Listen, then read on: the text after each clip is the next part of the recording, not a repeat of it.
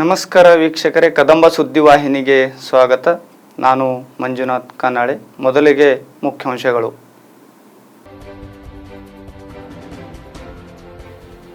ಬೀದರ್ನಲ್ಲಿ ಬಿಜೆಪಿ ಅಭ್ಯರ್ಥಿ ಭಗವಂತ್ ಖೂಬಾ ಪತ್ರಿಕಾಗೋಷ್ಠಿ. ಮೈತ್ರಿ ಸಮಾವೇಶದಲ್ಲಿ ಮಾಜಿ ಪ್ರಧಾನಿಗೆ ಧಿಕ್ಕಾರ ಕೂಗಿದ ಮಹಿಳೆಯರು.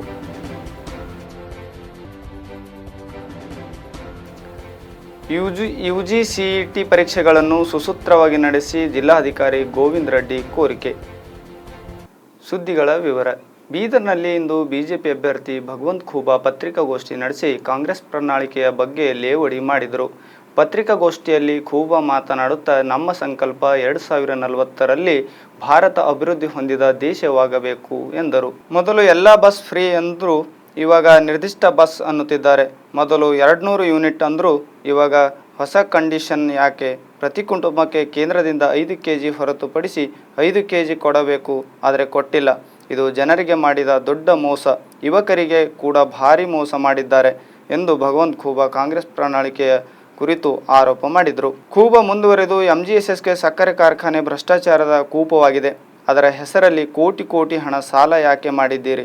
ಸಿಪೇಟ್ ಯೋಜನೆಗೆ ರಾಜ್ಯದಿಂದ 50 ಕೋಟಿ ಯಾಕೆ ಬಿಡುಗಡೆ ಮಾಡಿಲ್ಲ? ಬೀದರ್ ನಾಂದೇಡ್ ರೈಲ್ವೆ ಯೋಜನೆಗೆ ಯಾಕೆ ಹಣ ಬಿಡುಗಡೆ ಮಾಡಿಲ್ಲ? ಕೇಂದ್ರದ ಯೋಜನೆಗಳಿಗೆ ರಾಜ್ಯ ಸರ್ಕಾರ ಯಾಕೆ ಸಹಕಾರ ನೀಡುತ್ತಿಲ್ಲ?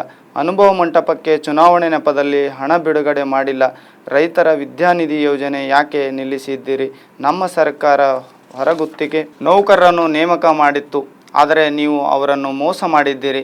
ಬೀದರ್ ಹಿಂದುಳಿಯಲು ಖಂಡ್ರೆ ಕುಟುಂಬ ಕಾರಣ. ಕಾಂಗ್ರೆಸ್ ಪಕ್ಷ ದಿವಾಳಿಯಾಗಿದೆ, ಓಟಿಗಾಗಿ ಗ್ಯಾರಂಟಿ ಘೋಷಣೆ ಮಾಡುತ್ತಿದೆ ಎಂದು ಖಂಡ್ರೆ ಹಾಗೂ ಕಾಂಗ್ರೆಸ್ ವಿರುದ್ಧ ಕೇಂದ್ರ ಸಚಿವ ಭಗವಂತ್ ಖೂಬಾ ಭಾರೀ ವಾಗ್ದಾಳಿ ನಡೆಸಿದರು. ನಮ್ಮ ಸಂಕಲ್ಪ 2047ರಲ್ಲಿ ಭಾರತ ಅಭಿವೃದ್ಧಿ ಹೊಂದಿದಂಥ ದೇಶ ಆಗಬೇಕನ್ನುವಂಥ ನಿಟ್ಟಿನಲ್ಲಿ ಸರ್ವತೋಮುಖ ಅಭಿವೃದ್ಧಿಯ ದಿಕ್ಕು ದಿಶೆಯಲ್ಲಿ ನಮ್ಮ ಸಂಕಲ್ಪ ಪತ್ರ ಇದೆ. ಹೀಗಾಗಿ ಈ ಜಿಲ್ಲೆಯ ಜನತೆಗೆ ನಾನು ವಿನಂತಿಯನ್ನು ಮಾಡಿಕೊಳ್ತೇನೆ, ಆ ಕಾಂಗ್ರೆಸ್ಸಿನ ಅವಾಸ್ತವಿಕ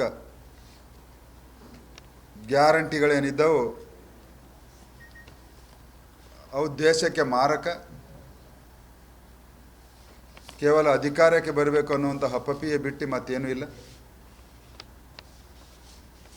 ಅದಕ್ಕೆ ಉದಾಹರಣೆ, ಕರ್ನಾಟಕದಲ್ಲಿ ಕಳೆದ ವರ್ಷ ಬಂದಿದ್ದಂಥ ಕಾಂಗ್ರೆಸ್ ಸರ್ಕಾರ ಚುನಾವಣೆ ಪೂರ್ವದಲ್ಲಿ 5 ಗ್ಯಾರಂಟಿಗಳನ್ನು ಘೋಷಣೆ ಮಾಡಿತ್ತು.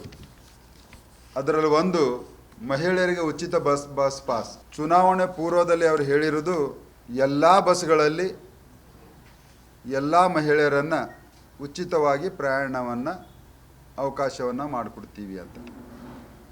ಆದರೆ ಸರ್ಕಾರಕ್ಕೆ ಬಂದ ಮೇಲೆ ಎಲ್ಲ ಬಸ್ಗಳಿಗಿಲ್ಲ, ಕೆಲವೇ ನಿಯಮಿತ ಬಸ್ಗಳಿಗೆ ಮಾತ್ರ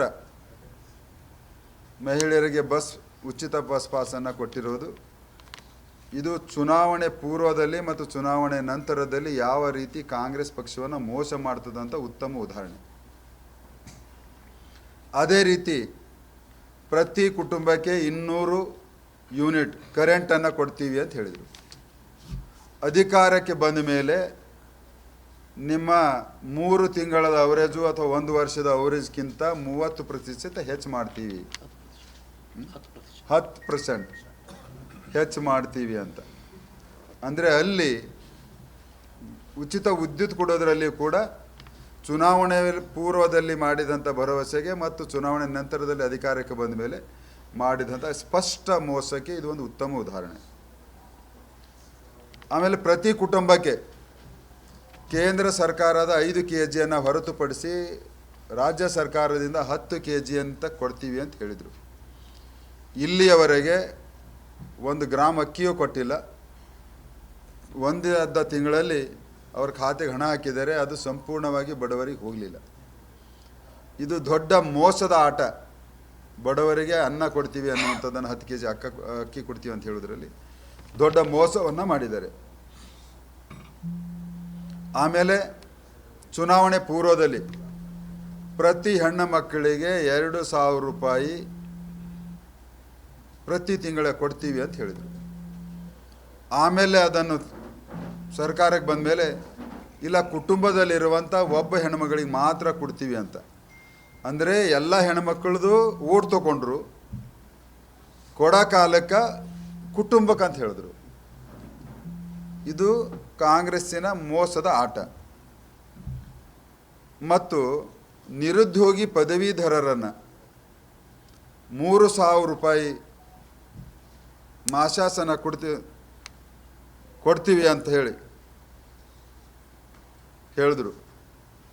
ಆದರೆ ಇಲ್ಲ, 2023 ನಂತರ ಯಾರು ಪಾಸಾಗಿರ್ತಾರೋ ಅವ್ರಿಗೆ ಮಾತ್ರ ನಾವು ಕೊಡ್ತೀವಿ ಅಂತ ಹೇಳಿ ಕೇವಲ 5% ಯುವಕರಿಗೆ ಮಾತ್ರ ಕೊಟ್ಟಿದ್ದಾರೆ. ಅಂದರೆ 2023ಕ್ಕಿಂತ ಹಿಂದೆ ಪಾಸಾದವ್ರದ್ದು ಓಟ್ ತೊಗೊಂಡ್ರು. ಆದರೆ ಅದು ಪ್ರತಿ ತಿಂಗಳ 3,000 ರೂಪಾಯಿ ಕೊಡುವಂಥ ಸ್ಟೈಫೆಂಡ್ರಿ ಅಂತಾರೆ, ಏನಂತಾರೆ ಅದಕ್ಕೆ? ಹಾಂ, ಸ್ಟೈಫೆಂಡು. ಅದನ್ನು ಕಂಡೀಷನ್ ಹಾಕಿ ಓಟ್ ತೊಗೊಂಡ್ರು, ಮೋಸ ಮಾಡಿದ್ರು. 6 ತಿಂಗಳು ಪ್ರಾರಂಭ ಮಾಡಲಿಲ್ಲ. ಹೀಗಾಗಿ ಕರ್ನಾಟಕದ ಜನತೆ, ವಿಶೇಷವಾಗಿ ನನ್ನ ಜಿಲ್ಲೆಯ ಜನತೆ, ಈ 5 ಮೋಸದ ಗ್ಯಾರಂಟಿಗಳಿಗೆ ಯಾವ ರೀತಿ ನೀವು ಅನುಭವಿಸ್ತಾ ಇದ್ದೀರೋ ಇದರ ಜೊತೆಯಲ್ಲಿ ಸಂಪೂರ್ಣವಾಗಿ ಅಭಿವೃದ್ಧಿಯನ್ನು ಕುಂಠಿತವಾಗಿದೆ, ನಿರುದ್ಯೋಗ ಹೆಚ್ಚಾಗಿದೆ, ರೈತರು ಕಂಗಾಲಾಗಿದ್ದಾರೆ, ಪರಿಹಾರ ಕೊಟ್ಟಿಲ್ಲ. ಇದೆಲ್ಲ ಅಡ್ಡ ಪರಿಣಾಮಗಳು ಬೇರೆದು. ಹೀಗಾಗಿ ಇಂತಹ ಕಾಂಗ್ರೆಸ್ ಪಕ್ಷಕ್ಕೆ ಅವರ ಕೇಂದ್ರ ಸರ್ಕಾರದ ಚುನಾವಣೆ, ಅಂದರೆ ಲೋಕಸಭಾ ಚುನಾವಣೆಗೆ ಏನು ಗ್ಯಾರಂಟಿಗಳನ್ನು ಘೋಷಣೆ ಮಾಡಿದ್ದಾರೆ ಎಲ್ಲವೂ ಬೋಗಸಿದೆ. ಅದನ್ನು ದಯಮಾಡಿ ಕರ್ನಾಟಕದ ಗ್ಯಾರಂಟಿಗಳ ಮೇಲಿರುವಂಥ ನಿಮ್ಮ ಆಕ್ರೋಶವನ್ನು ಅಲ್ಲಿ ಕೂಡ ತೋರಿಸ್ಬೇಕಂತ ವಿನಂತಿಯನ್ನು ಮಾಡ್ಕೊಳ್ತೇನೆ. ನಿಮ್ಮ ಕುಟುಂಬ 65 ವರ್ಷದಿಂದ ಭಾಲ್ಕಿಯಲ್ಲಿ ಜಿಲ್ಲೆಯಲ್ಲಿ ರಾಜಕಾರಣ ಮಾಡ್ತಾಯಿದೆ. ನಿಮ್ಮ ಅಭಿವೃದ್ಧಿಯ ಕೈಗನ್ನಡಿ ಏನಂದರೆ, ನಿಮ್ಮ ಭಾಲ್ಕಿನಲ್ಲಿ ಇಲ್ಲಿಯವರೆಗೆ ಒಂದು ಕ್ರೀಡಾಂಗಣ ಮಕ್ಕಳಿಗಾಗಿ ಯಾಕೆ ಕಟ್ಟಿಸಿಲ್ಲ? ಮತಗಳನ್ನು ಕೇಳಕ್ಕೆ ಹೋಗ್ತೀರಿ ಜನರ ಹತ್ರ, ಅದನ್ನು ಉತ್ತರಿಸಬೇಕನ್ನುವಂಥದ್ದು ನನ್ನ ಆಗ್ರಹ ಇದೆ. MGSSಗೆ ನಿಮ್ಮ ಕುಟುಂಬದ ಒಡೆತನದಲ್ಲಿರುವಂಥ ಸಕ್ಕರೆ ಕಾರ್ಖಾನೆ ಇವತ್ತು ಅದರದ್ದು ಬೆಲೆ ಇರೋದು ಕೇವಲ 200 ಕೋಟಿ. ಆದರೆ ಸುಮಾರು 500 ಕೋಟಿಗೂ ಹೆಚ್ಚು ಸಾಲವನ್ನು ಮಾಡಿದ್ರಿ, NP ಆಗಿದೆ, ಕೋರ್ಟ್ಲಿಂದ ಸ್ಟೇ ತಗೊಂಡಿದ್ರಿ. ಇದೇನ ನಿಮ್ಮ ನೈತಿಕತೆಯ ರಾಜಕೀಯ ಜೀವನದಲ್ಲಿ ಅಥವಾ ಸಾರ್ವಜನಿಕ ಜೀವನದಲ್ಲಿ ಅನ್ನುವಂಥದ್ದನ್ನು ಪ್ರಶ್ನೆ ಮಾಡ್ತೀನಿ. ಇದಕ್ಕೆ ಉತ್ತರವನ್ನು ಕೊಡಬೇಕು. ಮತ್ತು MGSSಗೆ ಅಲ್ಲೇನು ನಿಮ್ದು ಯಾವ ಥರನೂ ಇನ್ವೆಸ್ಟ್ಮೆಂಟ್ ಏನು ಎಕ್ಸ್ಟ್ರಾ ಮಾಡಿಲ್ಲ, ಬರೀ ಸಕ್ರಿಯ ಅಷ್ಟೇ ತೆಗಿತೀರಿ. ಆದರೂ ಕೂಡ ಸಾಲ ಯಾಕೆ ಹೆಚ್ಚು ಮಾಡಿರಿ ಅನ್ನುವಂಥದ್ದನ್ನು ಉತ್ತರಿಸಬೇಕು. ಬೊಮ್ಮಾಯಿ ಸರ್ಕಾರ ಇದ್ದಾಗ ನಿಮ್ಮ ಭಾಲ್ಕಿ ತಾಲೂಕಿನಲ್ಲಿಯೇ ಮೆಹಕಾರ್ ಏತ ನೀರಾವರಿಗೆ 750 ಕೋಟಿ, ಅವರಾದ 36 ಕೆರೆಗಳಿಗೆ ನೀರು ತುಂಬಿಸುವಂಥ ಯೋಜನೆಗಳಿಗೆ ಸುಮಾರು 600 ಕೋಟಿ ಯೋಜನೆಯ ಟೆಂಡರನ್ನು ನಮ್ಮ ಸರ್ಕಾರದಲ್ಲಿದ್ದಾಗ ನಾವು ಕರೆದಿದ್ದೀವಿ. ಈಗ ನಿಮ್ಮ ಸರ್ಕಾರ ಬಂದ ಮೇಲೆ ಆ ಟೆಂಡರ್ಗಳನ್ನು ರದ್ದು ಮಾಡಿದ್ರಿ. ಇಲ್ಲಿಯವರೆಗೆ ಆ ಯೋಜನೆಗಳನ್ನು ಯಾಕೆ ಪ್ರಾರಂಭ ಮಾಡಿಲ್ಲ? 2019ರಲ್ಲಿ ಬೀದರ್ದಿಂದ ನಾಂದೇಡ್ ರೈಲ್ವೆ ಲೈನಿಗೆ ಮಂಜೂರಾತಿಯನ್ನು ಮಾಡಿಸಿ ಕೇಂದ್ರ ಸರ್ಕಾರದಿಂದ ಹಣ ಬಿಡುಗಡೆಯಾಗಿದೆ. ಮಹಾರಾಷ್ಟ್ರ ಸರ್ಕಾರವು ಕೂಡ 750 ಕೋಟಿ ಹಣಗಳ ಅನುಮತಿಯನ್ನು ಕೊಟ್ಟಿದೆ. ಬೊಮ್ಮಾಯಿ ಸರ್ಕಾರ ಇದ್ದಾಗ ನಾವು ಬಜೆಟ್ನಲ್ಲಿ ಅದಕ್ಕೆ ಅವಕಾಶವನ್ನು ಮಾಡಿಕೊಟ್ಟಿದ್ದೀವಿ. ನಿಮ್ಮ ಪೂರ್ಣಾವಧಿ ಬಜೆಟಿಗೆ ಅದನ್ನು ನೀವು ಬಜೆಟ್ನಿಂದ ತೆಗೆದುಹಾಕಿದ್ರಿ. ಹೀಗಾಗಿ ಕೇಂದ್ರ ಸರ್ಕಾರದ ಯೋಜನೆಗಳಿಗೆ ರಾಜ್ಯ ಸರ್ಕಾರದ ಹಣವನ್ನು ಯಾಕೆ ಬಿಡುಗಡೆ ಮಾಡ್ತಾ ಇಲ್ಲ ಮತ್ತು ನೀವು ಅದನ್ನು ಯಾಕೆ ಸೀರಿಯಸ್ ಆಗಿ ತಗೊಳ್ತಾ ಇಲ್ಲ ಅನ್ನುವಂಥದ್ದಕ್ಕೆ ಉತ್ತರ ಕೊಡಬೇಕು ಅಂತ ನನ್ನ ಅನಿಸಿಕೆ. ತುಮಕೂರಿನ ಕುಂಚಿಟಿಗರ್ ಭವನದಲ್ಲಿ ನಡೆಯುತ್ತಿರುವ BJP JDS ಕಾರ್ಯಕರ್ತರ ಸಮಾವೇಶದಲ್ಲಿ ವೇದಿಕೆಯಲ್ಲಿ ನಿಂತು ಧಿಕ್ಕಾರ ಧಿಕ್ಕಾರ ಎಂದು ಇಬ್ಬರು ಮಹಿಳೆಯರು ಕೂಗಿದ ಘಟನೆ ನಡೆದಿದೆ. ಇಬ್ಬರು ಮಹಿಳೆಯರನ್ನ ಬಿಜೆಪಿ ಮಹಿಳಾ ಮುಖಂಡರು ದರದರನೆ ಹೊರಗೆ ಎಳೆದೊಯ್ದು ಈ ನಡುವೆ ಪ್ರತಿಭಟನಾ ನಿರತ ಮಹಿಳೆಯರು ಹಾಗೂ ಬಿಜೆಪಿ ಕಾರ್ಯಕರ್ತೆಯರ ನಡುವೆ ತಳ್ಳಾಟವಾಗಿದೆ. ಮಾಜಿ ಮುಖ್ಯಮಂತ್ರಿ ಎಚ್ ಡಿ ಕುಮಾರಸ್ವಾಮಿ ಮಹಿಳೆಯರಿಗೆ ಅವಮಾನ ಮಾಡಿದ್ದಾರೆ ಎಂದು ಇಬ್ಬರು ಮಹಿಳೆಯರ ಆಕ್ರೋಶವಾಗಿತ್ತು. ಇಬ್ಬರು ಮಹಿಳೆಯರನ್ನ ಬಿಜೆಪಿ ಕಾರ್ಯಕರ್ತರು ಪೊಲೀಸರಿಗೆ ಒಪ್ಪಿಸಿದಾಗ ಗ್ಯಾರಂಟಿ ಯೋಜನೆಯಿಂದ ಹಳ್ಳಿ ತಾಯಂದಿರು ದಾರಿ ತಪ್ಪಿದ್ದಾರೆ ಎಂಬ ಮಾಜಿ ಸಿಎಂ ಎಚ್ ಡಿ ಕುಮಾರಸ್ವಾಮಿ ವಿವಾದಾತ್ಮಕ ಹೇಳಿಕೆಗೆ ನೀಡಿದ್ದರ ಪರಿಣಾಮ ಮಹಿಳೆಯರು ಕುಮಾರಸ್ವಾಮಿ ವಿರುದ್ಧ ಧಿಕ್ಕಾರ ಹಾಕಿರುವ ಘಟನೆ ನಡೆದಿದೆ. ಇದು ರಾಜ್ಯಾದ್ಯಂತ ಮಹಿಳೆಯರ ಆಕ್ರೋಶಕ್ಕೆ ಕೂಡ ಕಾರಣವಾಗಿದೆ.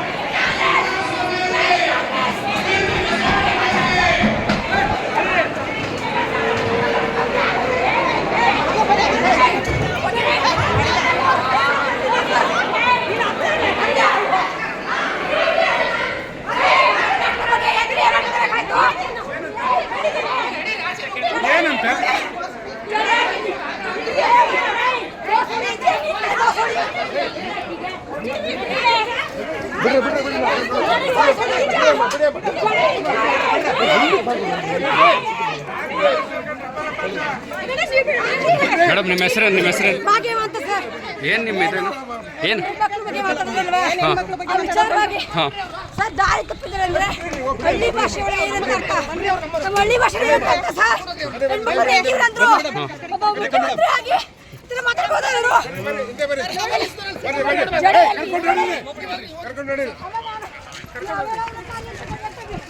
ನಾನು ಖಂಡಿಸ್ತೀನಿ ನಾನು ನೋಡಿ ಬಿಡಿ ನೀವು ಮೇಡಮ್ ಬಿಡಿ ನಾನೇನು ಕೆಲಸ ಮಾಡ್ತಾರೆ ಬಿಡಿ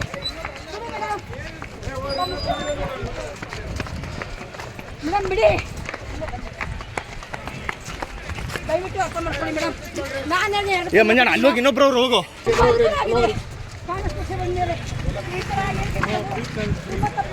ಮಾಡೋ ಕೆಲಸ ಮಾಡ್ತಾರೆ ಕೂಡ ಮುಂದೆ ಇರ್ತಾ ಹೊಡ್ತಾ ಇದ್ದಾರೆ ಕುಮಾರಸ್ವಾಮಿ ಅವರು ಮಾಡೋದು ಬಿಡಲ್ಲ ತಾವು ಮಾಡಲ್ಲ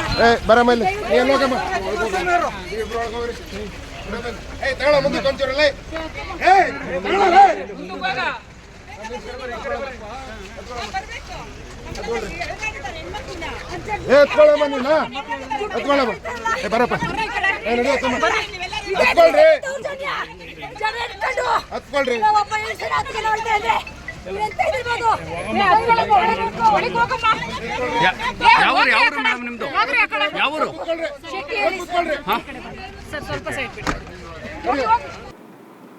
ಬೀದರ್ ಜಿಲ್ಲೆಯಲ್ಲಿ ಏಪ್ರಿಲ್ 18 ಮತ್ತು 19ರಂದು ನಡೆಯಲಿರುವ UG CET 2024 ಪರೀಕ್ಷೆಗಳನ್ನು ಯಾವುದೇ ಅಹಿತಕರ ಘಟನೆಗಳನ್ನು ನಡೆಯದಂತೆ ಸುಸೂತ್ರವಾಗಿ ನಡೆಸಿ ಎಂದು ಜಿಲ್ಲಾ ಚುನಾವಣಾಧಿಕಾರಿ ಹಾಗೂ ಜಿಲ್ಲಾಧಿಕಾರಿಗಳಾದ ಗೋವಿಂದ ರೆಡ್ಡಿ ಕರೆಯನ್ನು ಕೊಟ್ಟಿದ್ದಾರೆ. ಅವರು ಸೋಮವಾರ ಸಂಜೆ ಜಿಲ್ಲಾಧಿಕಾರಿಗಳ ಕಚೇರಿಯಲ್ಲಿ UG CET 2024 ಪರೀಕ್ಷೆಗಳನ್ನು ಜಿಲ್ಲೆಯಲ್ಲಿ ಸುಸೂತ್ರವಾಗಿ ನಡೆಸುವ ಕುರಿತು ಅಧಿಕಾರಿಗಳಿಗೆ ಕರೆದ ಪೂರ್ವಭಾವಿ ಸಭೆಯಲ್ಲಿ ಜಿಲ್ಲಾ ಮತ್ತು ತಾಲೂಕು ಮಟ್ಟದ ಅಧಿಕಾರಿಗಳೊಂದಿಗೆ ವಿಡಿಯೋ ಸಂವಾದ ನಡೆಸಿ ಮಾತನಾಡಿದರು.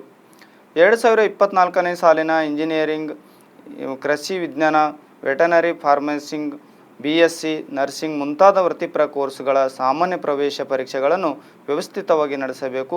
ಪರೀಕ್ಷಾ ಕೇಂದ್ರಗಳಲ್ಲಿ CCTV, ವೆಬ್ಸೈಟಿಂಗ್, ಕಾಸ್ಟಿಂಗ್ ಇರುವುದರಿಂದ ಯಾರು ಏನು ಮಾಡುತ್ತಾರೆ ಎಂಬ ಎಲ್ಲ ಮಾಹಿತಿ ಆಡಿಯೋ ವಿಡಿಯೋ ಸಹಿತ ದಾಖಲಾಗುವುದರಿಂದ ಪರೀಕ್ಷೆಗೆ ನಿಯೋಜಿತ ಅಧಿಕಾರಿ ಹಾಗೂ ಉಪನ್ಯಾಸಕರು ಎಚ್ಚರಿಕೆಯಿಂದ ಕರ್ತವ್ಯ ನಿರ್ವಹಿಸಬೇಕು ಎಂದರು. ಪರೀಕ್ಷಾ ಕೇಂದ್ರಗಳಿಗೆ ಪ್ರಶ್ನೆ ಪತ್ರಿಕೆಗಳು ಸರಿಯಾದ ಸಮಯದಲ್ಲಿ ತಲುಪಿಸಬೇಕು. ರೂಟ್ ಅಧಿಕಾರಿಗಳು ಸರಿಯಾದ ಸಮಯದಲ್ಲಿ ಹಾಜರಾಗಬೇಕು ಮತ್ತು ಒಬ್ಬರವರ 1 ಗಂಟೆ ಮುಂಚಿತವಾಗಿ ಪರೀಕ್ಷಾ ಕೇಂದ್ರದಲ್ಲಿ ಹಾಜರಿರಬೇಕು. ಪರೀಕ್ಷೆ ನಡೆಯುವ ದಿನ ಪರೀಕ್ಷಾ ಕೇಂದ್ರಗಳ ಸುತ್ತಲೂ ಕಲಂ 144 ಜಾರಿ ತರಲಿದ್ದು ಪರೀಕ್ಷಾ ಕೇಂದ್ರದ ಸಮೀಪದಲ್ಲಿರುವ ಜೆರಾಕ್ಸ್ ಅಂಗಡಿಗಳು ತೆರೆಯದಂತೆ ನೋಡಿಕೊಳ್ಳಬೇಕು ಎಂದು ಹೇಳಿದರು. ಏಪ್ರಿಲ್ 18ರಂದು ಬೆಳಗ್ಗೆ 10:30ರಿಂದ 11:50ರವರೆಗೆ ಬಯಾಲಜಿ, ಮಧ್ಯಾಹ್ನ 2:30ರಿಂದ 3:50ರವರೆಗೆ ಗಣಿತ ವಿಷಯ ಹಾಗೂ ಏಪ್ರಿಲ್ 19ರಂದು ಬೆಳಗ್ಗೆ 10:30ರಿಂದ 11:50ರವರೆಗೆ ಫಿಸಿಕ್ಸ್ ಹಾಗೂ ಮಧ್ಯಾಹ್ನ 2:30ರಿಂದ 3:50ರವರೆಗೆ ಕೆಮಿಸ್ಟ್ರಿ ವಿಷಯಗಳ ಪರೀಕ್ಷೆಗಳು ನಡೆಯಲಿದ್ದು ಇವು 60 ಅಂಕದ ಬಹು ಆಯ್ಕೆಯ ಪ್ರಶ್ನೆಗಳು ಇರಲಿವೆ. ಬೀದರ್ ಜಿಲ್ಲೆಯಲ್ಲಿ ಒಟ್ಟು 36 ಪರೀಕ್ಷಾ ಕೇಂದ್ರಗಳಿದ್ದು ಬೀದರ್ ನಗರದಲ್ಲಿ 23, ಬಸವಕಲ್ಯಾಣದಲ್ಲಿ 6, ಭಾಲ್ಕಿಯಲ್ಲಿ 7 ಕೇಂದ್ರಗಳು ಇರಲಿವೆ. ಒಟ್ಟು ಎಲ್ಲ ಕೇಂದ್ರಗಳಲ್ಲಿ 13,436 ವಿದ್ಯಾರ್ಥಿಗಳು ಪರೀಕ್ಷೆಯನ್ನು ಬರೆಯಲಿದ್ದಾರೆ ಎಂದರು. ಪರೀಕ್ಷಾ ಕೇಂದ್ರಗಳಲ್ಲಿ ಅಭ್ಯರ್ಥಿಗಳು ನಿಗದಿತ ಸಮಯದಲ್ಲಿ ಹಾಜರಾಗಬೇಕು ಮತ್ತು ಯಾವುದೇ ಆಧುನಿಕ ಎಲೆಕ್ಟ್ರಾನಿಕ್ ಉಪಕರಣಗಳಾದ ಮೊಬೈಲ್ ಫೋನ್, ಬ್ಲೂಟೂತ್, ಕ್ಯಾಲ್ಕುಲೇಟರ್, ಕೈಗಡಿಯಾರ, ಪೇಪರ್ ಚೀಟಿ, ಪುಸ್ತಕಗಳನ್ನು ಪರೀಕ್ಷಾ ಕೇಂದ್ರಗಳಲ್ಲಿ ತರಬಾರದು ಮತ್ತು jeans pant, full T shirt ಹಾಕಿಕೊಂಡು ಬರುವ ಹಾಗಿಲ್ಲ. ತಮ್ಮ ಪ್ರವೇಶ ಪತ್ರದ ಜೊತೆಗೆ ಅಭ್ಯರ್ಥಿಗಳು ಕಡ್ಡಾಯವಾಗಿ ಒಂದು ಗುರುತಿನ ಚೀಟಿ ತೆಗೆದುಕೊಂಡು ಬರಬೇಕು ಹಾಗೂ ಪರೀಕ್ಷೆಯಲ್ಲಿ ಕಪ್ಪು ಮತ್ತು ನೀಲಿ ಶಾಯಿಯ ಬಾಲ್ ಪಾಯಿಂಟ್ ಪೆನ್ನುಗಳನ್ನು ಮಾತ್ರ ಉಪಯೋಗಿಸಬೇಕೆಂದು ಹೇಳಿದರು.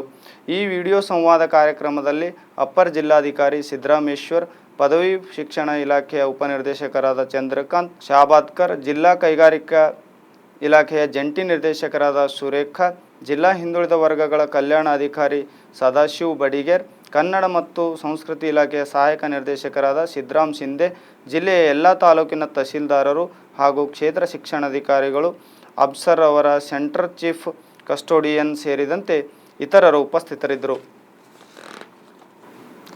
ಬಸವಕಲ್ಯಾಣ ನಗರದ ಜಾನುವಾರು ಮಾರುಕಟ್ಟೆಯಲ್ಲಿ ಸುಮಾರು 2 ವರ್ಷದಿಂದ ಜಾನುವಾರುಗಳಿಗೆ ಕುಡಿಯಲಿಕ್ಕೆ ನೀರಿಲ್ಲ, ವ್ಯವಸ್ಥೆ ಇಲ್ಲ ಹಾಗೂ ಸಾರ್ವಜನಿಕರಿಗೆ ಶುದ್ಧ ಕುಡಿಯುವ ನೀರಿನ ಸೌಲಭ್ಯವೂ ಇಲ್ಲ.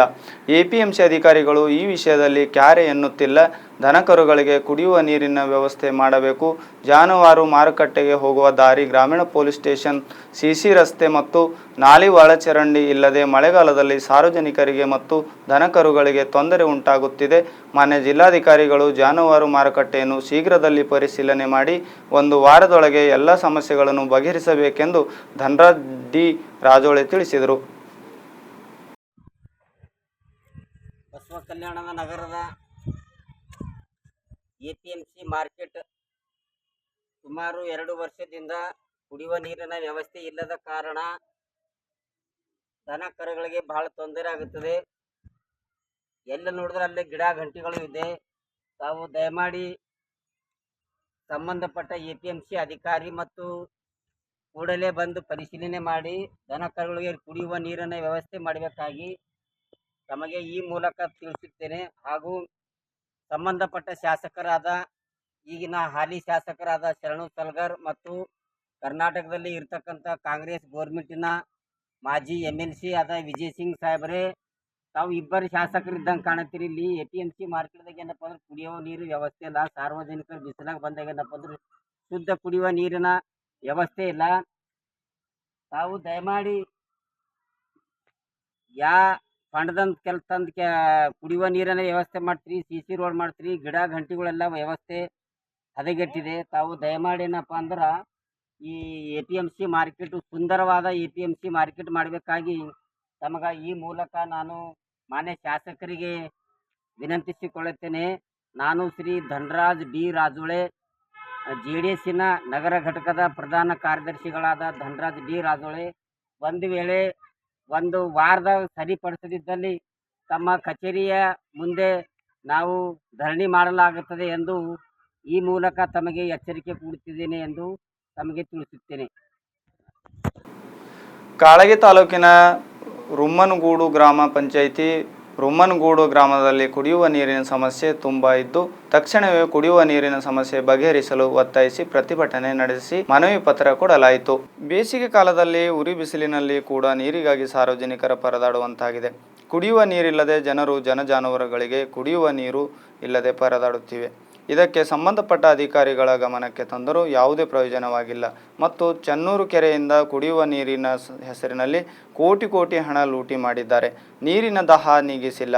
ಬೆನ್ನೂರು ಕೆರೆಯಿಂದ ನೀರು ತರಲು ಪೈಪ್ಲೈನ್ ಮಾಡಿದರೂ ಅದು ಸಂಪೂರ್ಣ ಕಳಪೆ ಮಟ್ಟದ ಪೈಪ್ಲೈನ್. ಎಲ್ಲೆಂದರಲ್ಲಿ ಪೈಪ್ ಒಡೆದು ಹೋಗಿದೆ. ಆದರೆ ಜನರಿಗೆ ನೀರು ಸಿಗುತ್ತಿಲ್ಲ. ಅರ್ಧ ಊರಿಗೆ ಮಾತ್ರ ನೀರು ಸಿಗುತ್ತವೆ. ಇನ್ನುಳಿದ ಅರ್ಧ ಊರಿಗೆ ಚೆನ್ನೂರು ಕೆರೆಯಿಂದ ನೀರು ಸಿಗುತ್ತಿಲ್ಲ. ಜನರು ನೀರು ಇಲ್ಲದೆ ಕೊಡ ಹಿಡಿದುಕೊಂಡು ಮಹಿಳೆಯರು ಪರದಾಡುವಂತಾಗಿದೆ. ಜನರು ಹಿಡಿಶಾಪ ಹಾಕುತ್ತಿದ್ದಾರೆ. ಕುಡಿಯುವ ನೀರಿನ ಸಮಸ್ಯೆ ಬಗೆಹರಿಸಲು ಒತ್ತಾಯಿಸಿ ಗ್ರಾಮ ಪಂಚಾಯಿತಿ ಮುಂದೆ ಖಾಲಿ ಕೊಡಗಳೊಂದಿಗೆ ಪ್ರತಿಭಟನೆ ನಡೆಸಿ ಮನವಿ ಪತ್ರ ಕೊಡಲಾಯಿತು. ಮಾಡಬೇಕು ಕುಡಿಯುವ ನೀರಿನ ವ್ಯವಸ್ಥೆ ಮಾಡಲೇಬೇಕು ಸರ್. ಕುಡಿಯುವ ನೀರಿನ ವ್ಯವಸ್ಥೆ ಮಾಡದ ತನಕ ನಿಮ್ಮನ್ನು ಬಿಡುವುದಿಲ್ಲ. ಕುಡಿಯುವ ನೀರಿನ ವ್ಯವಸ್ಥೆ. ಇದಿಷ್ಟು ಇಂದಿನ ಪ್ರಮುಖ ಸುದ್ದಿಗಳು. ಮತ್ತೆ ನಾಳಿನ ಸುದ್ದಿಯೊಂದಿಗೆ ಭೇಟಿಯಾಗೋಣ. ವಂದನೆಗಳು.